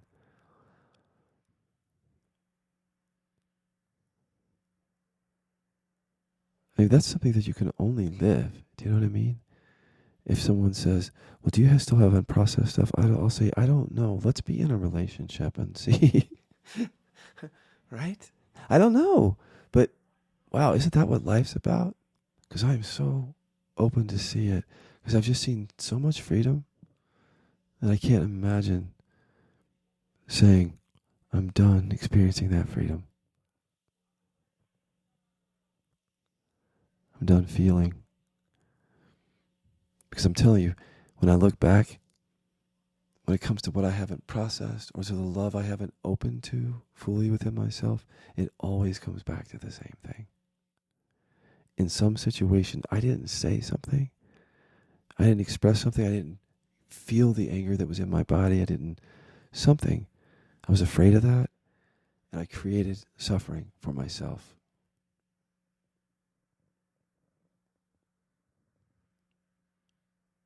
So if I continue as a teacher who doesn't show you anger, I create suffering for myself,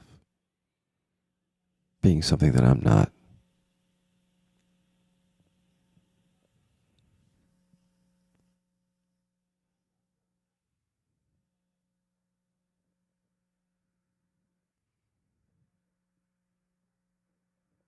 That's really peaceful. It's so peaceful.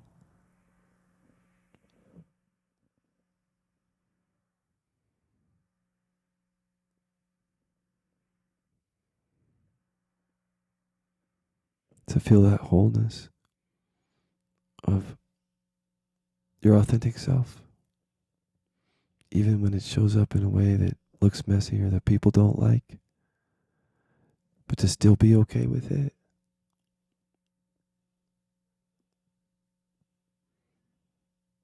Wow. I mean, that's something I just never experienced before. Thank you for listening.